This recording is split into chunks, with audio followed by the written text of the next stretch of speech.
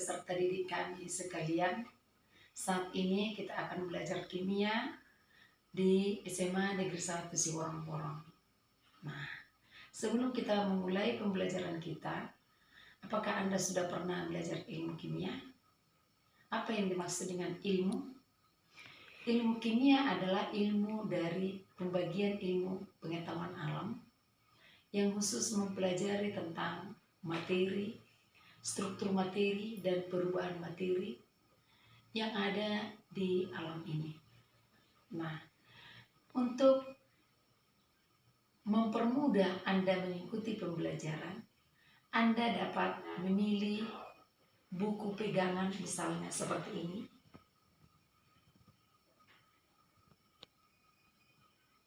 Boleh kamu beli atau boleh mencari buku yang lain dengan catatan bahwa di dalam buku tersebut ada materi sesuai dengan kurikulum yang kita gunakan. Atau boleh menggunakan e-book atau buku elektronika. Nah, sekarang kita akan mulai pembelajaran kita, yaitu materi dan perubahannya.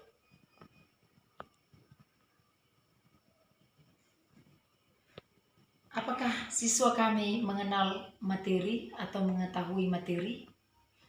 Yang terjadi atau yang dimaksud dengan materi salah satunya ini, yang menjadi materi ini, kemudian ini juga materi, ini juga, dan ini juga merupakan materi. Nah, jadi apakah yang dimaksud dengan materi itu? Materi adalah segala sesuatu yang mempunyai massa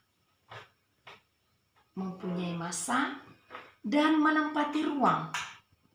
Artinya, bila dia sudah terletak di sini, maka tidak ada lagi benda lain yang dapat bergerak di sana atau menempati tempat tersebut. Itu dia. Nah, sekarang kita akan berbicara tentang perubahan materi. Perubahan materi itu ada dua jenis. Yang pertama adalah perubahan secara fisika. Yang kedua adalah perubahan secara kimia. Apa yang dimaksud dengan perubahan secara fisika? Perhatikan, bila disebut berubah secara fisika, misalnya ini, yang tadinya panjang, ini kita sobek. Dia berubah bentuknya. Dari tadi seperti ini, dia menjadi pendek. Dia berubah secara fisika. Atau juga kita buat seperti ini. Dia juga berubah secara fisika. Nah, apakah Anda sudah mengerti apa yang dimaksud dengan berubah secara fisika? Bila Anda sudah mengerti apa itu yang berubah secara fisika, berarti berubah bentuk. Berikan contohnya. Berikan contoh di bukumu. Kemudian, apa itu yang dimaksud dengan berubah secara kimia? Perhatikan, mula-mula benda ini berwarna seperti ini. Tetapi, semakin lama dia berubah menjadi ini. Atau, ini sebelumnya sebesar ini, tetapi setelah lama dia bisa sebesar ini. Atau tadinya ini berwarna seperti ini dan akhirnya dia berwarna ini. Selanjutnya kita perhatikan ini, ya, perhatikan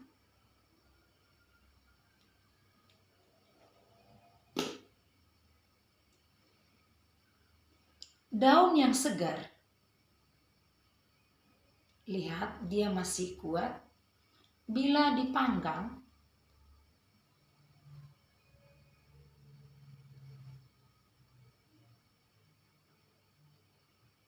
apa yang terjadi? Dia akan menjadi layu. Nah, atau kita tiup lilinnya,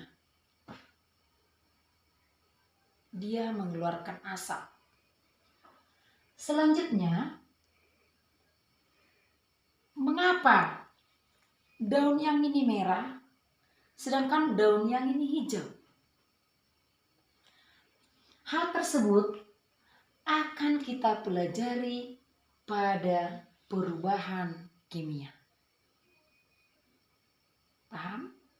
Nah, sekarang peserta didik kami sekalian, kami memohon, mengapa ada dua perbedaan? Yang pertama, kalau perubahan fisika itu hanya berubah bentuknya dari panjang menjadi pendek, misalnya dari panjang menjadi pendek.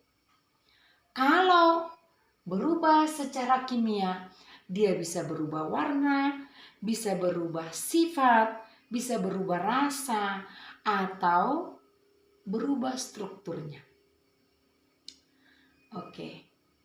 Nah, sekarang kami meminta kepada siswa kami, berikanlah contoh reaksi ataupun perubahan kimia di dalam bukumu sebanyak 10.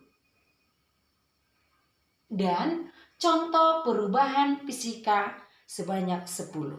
Hati-hati ya, harus reaksi kimia. Boleh? Oke, kita lanjutkan pelajaran yang berikutnya, yaitu proses reaksi kimia.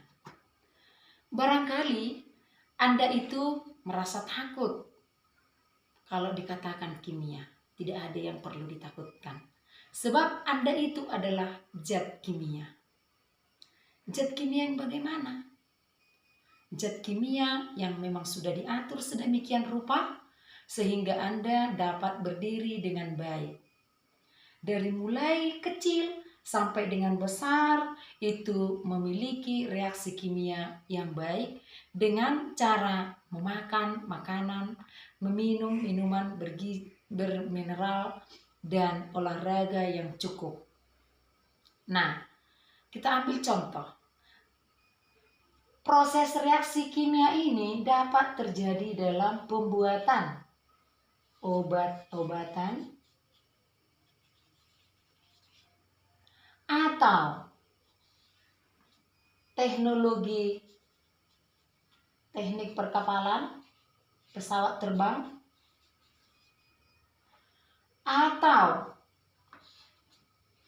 atau juga bidang pertanian, atau industri bahan makanan,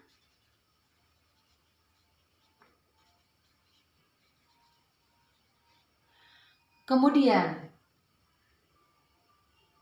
kedokteran, dan lain sebagainya. Nah, untuk itu berarti di dalam proses reaksi kimia itu memerlukan beberapa peralatan.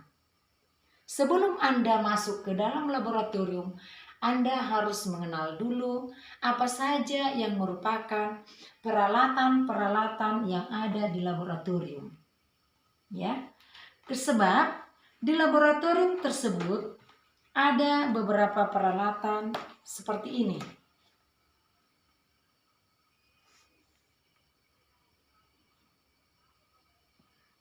Ya. Kemudian ada peralatan seperti ini. Lihat gambar berikut.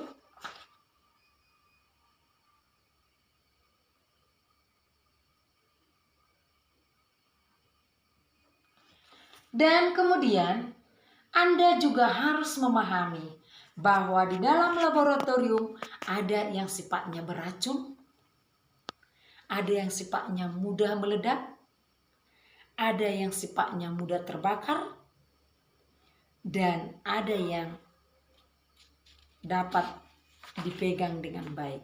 Untuk itu, para siswa kami, pada saat Anda masuk ke dalam laboratorium, dilarang keras menggunakan mulut, mata, atau lidah untuk mencobai bahan-bahan yang ada di laboratorium. Dan harus penuh dengan hati-hati. Untuk itu kami minta gambarkan 10 jenis alat laboratorium. Paham? Nah, selanjutnya tugas berikutnya adalah yang berikut. Anda itu kami minta membuat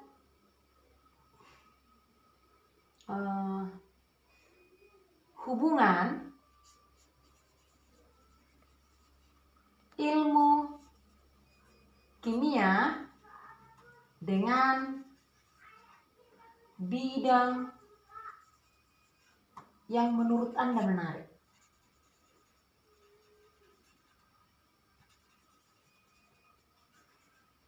Boleh kan siswa kami sekalian? Nah, jawaban Anda kami tunggu di Google Classroom. Terima kasih, jagalah kesehatan, dan selamat berjumpa di pembelajaran berikutnya. Horas.